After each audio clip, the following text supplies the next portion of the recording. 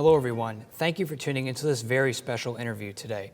Today, we have Trent Okerson, lead meteorologist at WPSD Local 6, and he's most notable for his coverage and with the team's coverage of the December 10th tornado on 2021.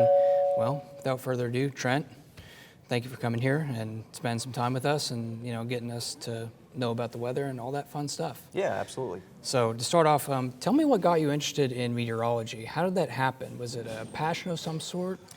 Yeah, so as a kid, I actually had a fear of storms. And so kind of born out of that fear was a desire to learn a little bit more about weather. I picked up every weather book that I could find whenever I was a kid and read about it. And as I learned more about the weather, it became more of a fascination for me. And so the more I learned, I would come home on, every day, watch the Weather Channel, watch the evening news just to see what the weather was going to look like. Again, at first to kind of make sure, okay, there's nothing to be scared about. And then over time, once I got to maybe, kindergarten age, it was just a fascination for me. Whenever I was in kindergarten, I would go to school and tell my teacher about the weather, what was going on that day, if there was a cold front coming through or a severe thunderstorm watch. She took note of that interest and for my 6th birthday actually set me up a tour to go visit WPSD and visited the chief meteorologist there, Cal Sisto at the time, and it was just a really cool experience. And as I got older, big weather events would happen. That fueled that fascination with weather, and as I got to be looking for my career, I realized that, in meteorology, you have the ability to help people. Yeah, you get to study the science, which is really cool, but you can also be of service to folks, help keep them safe. And so that was kind of ultimately what helped me to choose that career path. Well, that's very, interesting. I see a lot of meteorologists, they always start out, at a very young age. It just, something sparks in them, and it just goes from there, start at a young age, like, me and obviously you, and it spurts from there. So obviously you're a lead meteorologist at WPSD. Can you walk us through on what a typical day is for you at WPSD? Yeah, sure. So for me, my work day starts really early. My first weather hit is typically at about 4:40 in the morning. And so I have to get there early enough to be able to go over the forecast. The first thing that we do, obviously, is study the forecast, which some of that I'll do the night before to kind of save a little bit of time, but analyze what's going on in the atmosphere for the next several days, put the forecast together, build those graphics that you see on TV, and then actually go on air to present those. So typically my first alarm goes off at about 3:15 in the morning, sometimes even earlier if there's severe weather ongoing. We will occasionally have, if there's storms overnight, I'll have to go in even earlier at 1 or 2 a.m. But during the course of the morning, we will have the Local 6 Today newscast from 5 a.m. to 7 a.m. We have a weather hit about every 10 minutes. And so I'm constantly working on graphics. I like to try to add some variety. Every weather hit's a little bit different. During the course of the morning as well, we have to update our social media pages, the video on our website and our app, a newspaper weather graphic. So there's multiple tasks that we're kind of working on in between times we're on TV. And then as the morning kind of dies down, we'll come back and do the midday newscast as well. And typically my day wraps up at about 1 p.m. That's pretty demanding. That's a long schedule. With it being such a long schedule, how do you balance your personal life and your professional life? Being on TV, those are two big things really to juggle. Yeah, it can be. In a way, the schedule that I work is, yes, it's very early, and that takes some getting used to, but also it's nice being home at 1 o'clock in the afternoon. I've got a son that's in middle school right now, so I'm able to get home in time to have lunch, do a few things around the house, go pick him up from school, and then really have the rest of the afternoon and the evening free, which is nice. That's kind of one of the things with TV weather. There's a trade-off with your schedules. I do the morning shift.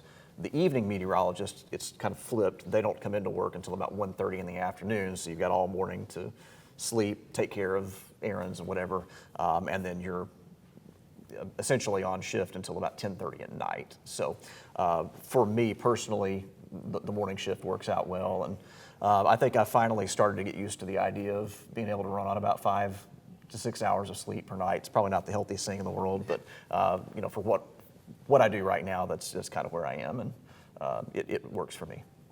Being a TV meteorologist and all that, you're giving out information to the public, and this information is very critical. But also collaborating with like the National Weather Service and local emergency management. Right. How do you collaborate with these partners? Well, technology really helps a lot. We have, during times of active weather, there's a group chat that's really invaluable. It's a government-run site where we have media partners, the National Weather Service, meteorologists, emergency managers, trained storm spotters, law enforcement are all in this group chat together. So in the event that there's a storm going on, everybody shares information with each other. Sometimes you may notice if we're on air covering the weather, I may walk off the green screen for a moment. I've got a little table like this set up with a laptop that's got the chat there. And so that's, we're limited whenever we're on TV, we're standing in front of the green screen. Everything that we do is analyzing radar, basically. And so we can see, based on the radar data, it looks like this storm may be producing hail, maybe producing a tornado, but to have the folks that are out there giving us ground truth reports helps to boost the confidence that we have in the information that we're giving to people and delivering on air. Well, speaking about technology and communicating with your local emergency partners, technology has come a long way since you started back then. If you could, what was one tool that you rely on now that was not available back then, and how has technology really changed the game with TV weather? Yeah, so I've been at WPSD now for almost 18 years, and there's been a lot of change in those 18 years. That National Weather Service chat that I mentioned was not around until, I guess it's probably been around for a little over 10, maybe 12 years. Prior to that, we really were just, we were at the mercy of if someone maybe physically picked up the phone and called in a report to the newsroom, then they would come back and tell us. So that's a huge improvement. Actually, in the 18 years that I've been there, radar has actually changed. There was a project about 12 to 13 years ago called dual polarization. It's where instead of the radar beam going out in one direction, the radar beam is sent out horizontally and then vertically, and so that allows you to see what the shape of precipitation is. That really helped to provide better data on whether or not you had hail, and also the movement of particles that the radar was detecting, which ultimately helps us to detect tornadoes and tornado debris better. And so that was a real game changer for us in terms of technology. And then just simply the amount of forecast model data that comes in is probably double at least what I started out my career with, and the quality of that data is so much better than it used to be. Obviously forecasts still are occasionally inaccurate, or maybe not, the timing of something is off or something doesn't pan out to be quite as big of a deal, but the false alarm rate with severe thunderstorm forecasts is a lot lower now, and the accuracy of weather has really improved tremendously over the past 10 years or so. Mm-hmm. Now, moving on from technology and to yourself, presenting the weather, it's very important in how you convey, severe weather information. How do you keep your calm and collective nature while delivering, potentially catastrophic news on tornadoes or flooding? Yeah, I mean, to some degree, that's just kind of my personality. I'm pretty laid back and pretty reserved and quiet most of the time. But we have to remember that when we're delivering potentially life-saving information to people, that sometimes that's pretty scary. There's a lot of folks around here that have, storm anxiety, especially after what we went through with December 10th. We have found that just having a real steady, calm delivery, it helps people to be able to calm down and actually take in the information, hear what they need to hear so that they can put their plan of action into practice. As far as how we do that, it can be difficult sometimes because you know whenever you're on radar and you see what looks like a surefire tornado headed for a community, you know that bad things are going to happen. And I'm from this area. I'm connected to people across Southern Illinois and Western Kentucky, and so whenever something like that happens, there's people that I know that are going to be impacted by that. So it is hard. And you have empathy toward those folks, but you also just kind of have to almost compartmentalize your emotions and understand, I've got a job to do right now, and then I can kind of process the emotional part of that later on. Mm-hmm. Now, being in TV weather, it's kind of like one giant community. You're forecasting for the community. What is one event, and how did the community react to this event? Forecasting it, and just all that, what was like the biggest event that you've ever forecasted, and how the community react to your information and your coverage to it?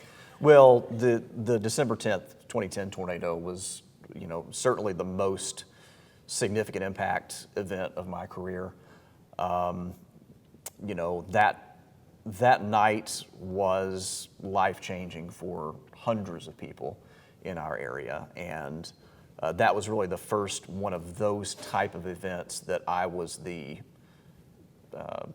basically in charge of the department for. And so the weight of that was ultimately on me and my team to get folks through that. I feel like, it's hard to talk about a success story whenever you're dealing with a tornado that was that was a deadly tornado that had such a huge impact. But in a way, it was a success story because we were able to warn folks days ahead of time that, hey, the conditions look right, that this could be a big deal. And then throughout the course of that day, we were able to kind of escalate our coverage. And I think by the time we got into that Friday night, people knew, man, they're really talking this up. This could be a big thing. So people were aware, they were paying attention to the weather. And so once the tornado actually developed and that we had the track on where that was going to go, people were so in tune with it that most everybody knew what was happening. And we heard story after story after story of people that were able to get the information either through their TV or on Facebook Live on their phones, and were able to go to their safe place. They knew what to do. And so by knowing what to do, they were able to stay safe. And even though, we did have, some tragic outcomes, it could have been far worse than what it was had we not had that awareness and people being prepared. Mm-hmm. TV meteorology, it's a big thing. A lot of people want to do it, like me, and a bunch of other kids are really interested in meteorology or TV. What's some advice that you would give to some of these people who would, want to have their career in TV weather or broadcasting? Sure. It's still a very important job. We need good, smart young people to go into the field of meteorology, and especially on the TV side of things. It's an industry that's evolving. There's some changes going on right now, but there's still going to be a place for it in the next however many years. It is a job that you have to have a passion for it. If you're not passionate for weather, if you're not passionate for people and broadcasting, it's demanding. It's a hard job to do. There's a lot of responsibility. You have to start out, it's like any other job, you start out entry level. Sometimes your schedule is not ideal, sometimes the pay is a little bit low, but you have opportunities to move up like any other career. And so I would really encourage people, if you have a passion for weather, we need people to be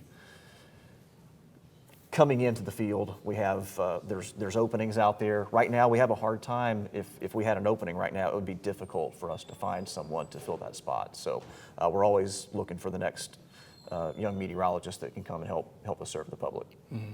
Well, I appreciate your time here, Trent. It's very insightful, getting to know you, your backstory, and obviously some advice to our future generation in the weather world. Yeah. Thank you again for coming here and spending some time with us and talking to us. I appreciate it. Thanks, Ryan. Thank you.